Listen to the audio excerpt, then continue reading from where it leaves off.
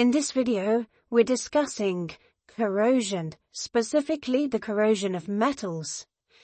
So you have rusting, otherwise known as oxidation. Then there's dezincification, galvanic corrosion, erosion corrosion, and finally, pitting corrosion. Question: which is true about corrosion? A. Only ferrous metals corrode. B. Only metals corrode. C. All solid materials corrode over time. Or D. Corrosion happens only in water. The correct answer is B. Only metals corrode. Okay, so corrosion is specific to metals, right? Although plastics and woods and all other solids, they will degrade, they'll break down over time. Technically speaking, there's not corrosion, so corrosion is specifically for metals. Okay, so all solid materials degrade over time, as I just said, and the main cause of degradation in general and corrosion of metals specifically comes down to the environment. Right, so there are several factors in any given environment that will either speed up or slow down corrosion, the first of which is temperature. The warmer the temperature is, the more likely corrosion is to happen to a metal. Then you've got humidity. So humidity just means moisture in the air. There's more evaporated water in the air. And water is key to causing corrosion. So if the environment is more humid, the metal will corrode quicker.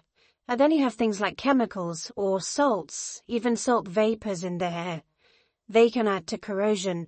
And finally, you've got oxygen levels. Okay, so oxygen is the main chemical in air that interacts with the metal that causes corrosion. Okay, so resistance of a material influences degradation. So when we're talking about metals, you've got loads of different metals, some of which are more resistant than others to corrosion. And we'll discuss them later in the video. Okay, so just remember, it's not just metals that break down.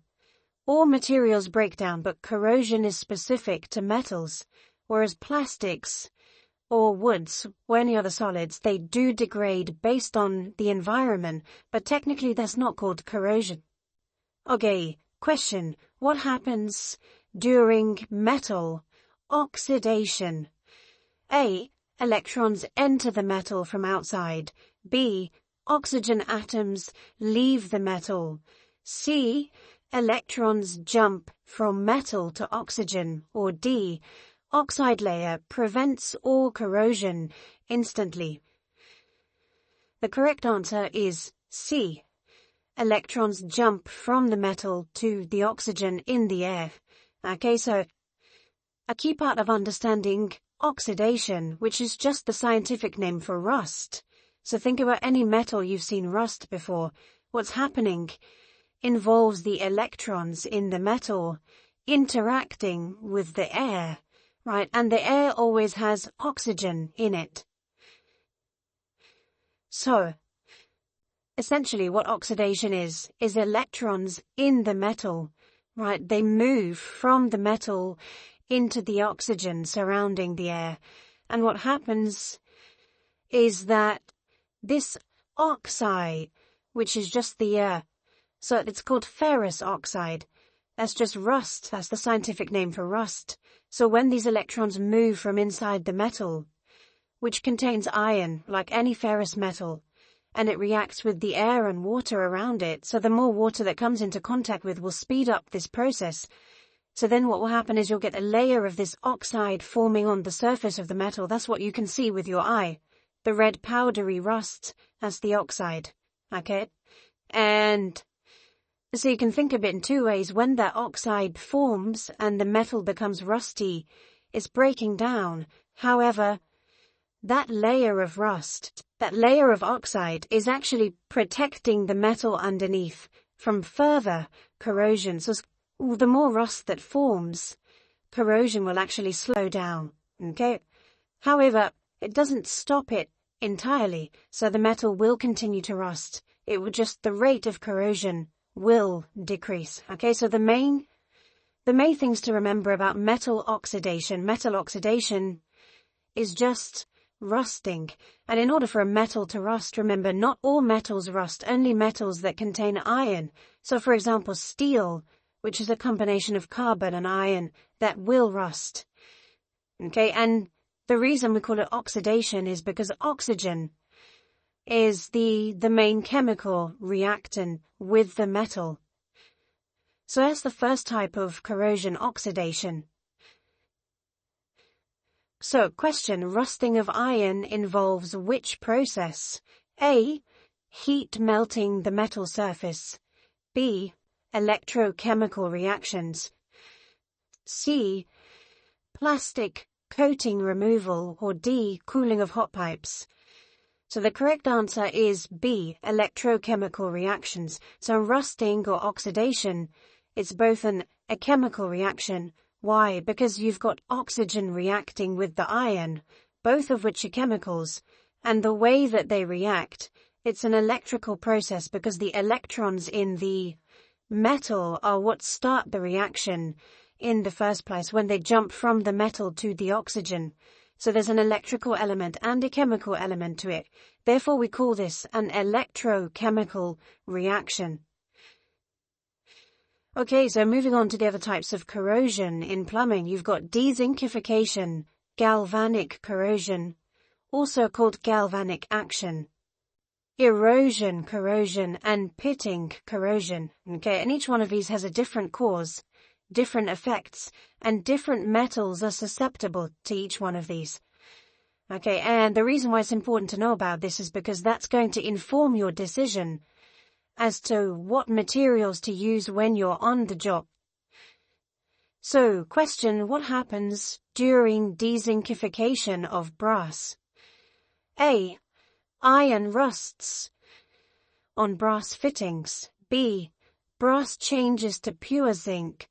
C, zinc is removed, leaving porous copper. Or D, the brass becomes magnetized. The correct answer is C. Okay, so first of all, what is brass? Brass is it's an alloy of copper and zinc.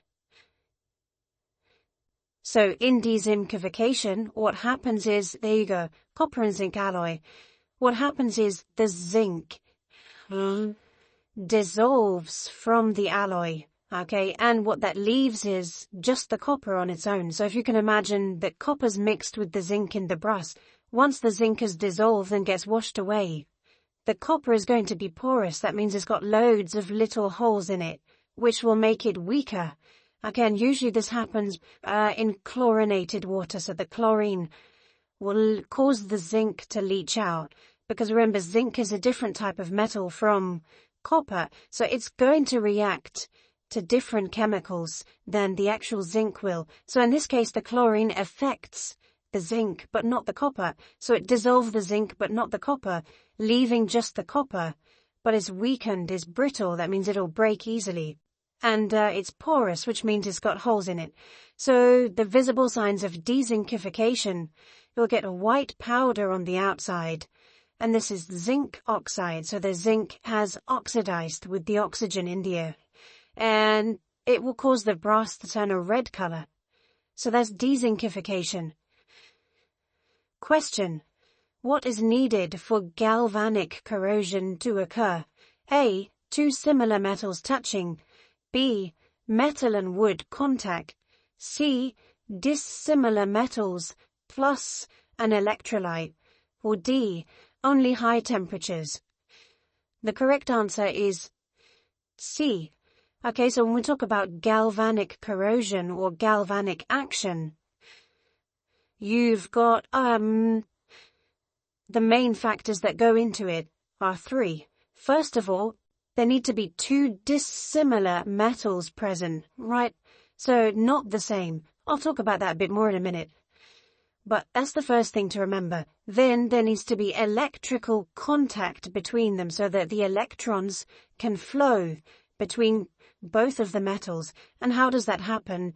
There needs to be an electrolyte present. So an electrolyte is a fluid through which electrons can move. Okay, so in this case it's water. So water allows electrons to move through it, especially if it's salt water. Okay, so back to this idea of dissimilar metals. So every metal has its own properties, okay? And they react in different ways.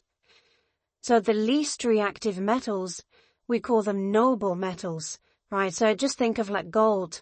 A king is noble and he wears a golden crown. Silver, platinum. So those really expensive ones, we call them noble metals. Whereas the ones that react more, so noble metals don't react to electrochemical processes, right? Whereas the less noble metals, they react easily, right? They corrode easily when exposed to things like oxygen and air or water. So then you've got two concepts. One is the cathode, so the noble metal will be the cathode. The less noble metal will be the anode, right? And what happens is, when they come into contact, the cathode will cause the anode to corrode. So this is what I mean when I say dissimilar metals. So in order to explain this more, it's good to know about something called the electromotive series, right? So we're starting with gold, the most noble metals at the top. So these are the cathodes. And towards the bottom, you've got the anodes. So if you put gold with something like magnesium, magnesium will corrode very, very quickly. Okay, so the further away they are from each other in this series, the more corrosion you'll see and the quicker corrosion you'll see, right? So they'll all react with each other in the presence of an electrolyte. So even gold and platinum and silver, they'll react with each other. However, because they're closer to each other in this electromotive series, the corrosion will be slower, right? But if you take gold and you put it in an electrolyte solution with magnesium, you're going to see the magnesium corrodes much quicker. Okay, so that's what I mean when I say dissimilar metals need to be present for galvanic action or galvanic corrosion to occur. Okay, so a good example of that, which you'll cover when you come to doing your hot water module, is hot water cylinders, right? So in every house, there's a hot water cylinder which stores the hot water, right? So first of all, you've got the water in there, there's oxygen in there. Sometimes you get chemicals in there as well, all of which will lead to corrosion, okay? So the actual tank, the cylinder itself, is usually made of steel, right? And steel, because it's not a pure metal, it's not listed in the electromotive series, but it's got iron in it. So it's somewhere here in the middle of the electromotive series. It's not highly reactive, but it will corrode over time, right? So what they do with these cylinders, they put something in them, a rod, usually of magnesium. And this is called the sacrificial anode. So what happens is, instead of the water and oxygen attacking the walls of the hot water cylinder, which is made of steel, it goes directly to the magnesium, right? So the magnesium sacrifices itself. It will erode away in order to protect the steel. Okay, moving on. Question: what causes corrosion in pipes? A. Electric currents. B. Slow-moving water. C. Fast fluid flow and turbulence. Or D. Sunlight exposure. The correct answer is C. Fast fluid flow and turbulence. So the faster that the water or any fluid moves through pipes, the more turbulence it will cause, right? And that turbulence leads to corrosion on the inside of the pipe over time. So you got fast fluids causing turbulence, and turbulence erodes the surface of the metal. What makes it worse, though, is when the inside of the pipe has something called pitting. So pitting is like a dent on the inside of a pipe, or a bump on the inside of a pipe. And what happens when there's pitting inside the pipe is it causes more turbulence on the water flow, right? So if you can imagine the inside of the pipe, if it's very smooth, the water will have friction against the sides of the pipe, but because it's smooth, it passes quickly. But if there's a bump or a dent in there, it causes the water to move around and cause turbulence, and that makes the erosion corrosion speed up. And one of the worst things that speeds up erosion corrosion is poor workmanship. Okay, so when you're cutting pipe, that's why it's always important to deburr the ends.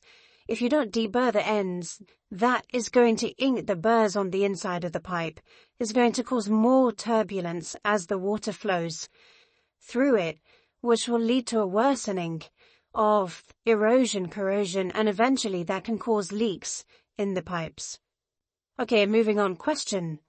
Pitting corrosion is dangerous because A, it always creates bright colors, B, it's visible immediately, C, it's localized and hard to detect, or D, it affects plastic pipes. The correct answer is C. So we mentioned it when we were talking about galvanic, what pitting is.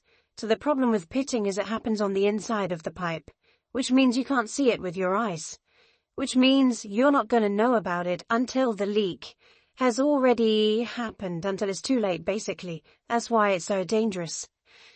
Okay? So, pitting is a localized metal attack. And like I said, it forms, the reason I call it pitting, if you think about a pit, what's a pit? It's like a small hole or a cavity. It causes cavities inside the pipes, and because they're hidden, you can't see it. And it happens in pipes, but it also happens in radiators as well. Okay, so the key takeaways. Number 1, all metals degrade. However, only ferrous metals will rust. Right, oxidation only happens with ferrous metals, which are the ones that contain iron, like steel, for example. Now, in order for oxidation to happen, what happens is the electrons move from the metal to the oxygen in the surrounding air. Okay, so we said rusting is an electrochemical reaction. Why is it electro? Because electrons are moving from the metal to the air. Why is it chemical? Because the chemicals in the metal, so in this case iron, is reacting with the oxygen, which is another chemical. Okay, then you've got dezincification. Dezincification is when the zinc is leached from brass, which leads to a weak copper. Galvanic corrosion requires two dissimilar metals on the electromotive series to be in contact with each other via an electrolyte, which is a fluid that allows the electrons to move from one metal to the other, which will lead to one of the metals corroding. Okay, we said the electromotive series it's a list of metals from the least reactive to the most reactive, or the most prone to corrosion. So at the top, the noble metals, they'll be called the cathode, and the bottom, you have the most reactive ones like magnesium and zinc, and they will be the anode. Okay, erosion corrosion is caused by fast-flowing liquids or fluids, and the faster the liquid moves, the more turbulence there is, and it's the turbulence that will lead to the erosion corrosion. And finally, pitting corrosion, there's small pits or cavities on the inside of the pipe, and because it's hidden, you can't see it until it's too late. That's why it's particularly dangerous, and that's why it's always important to deburr the ends of your pipes.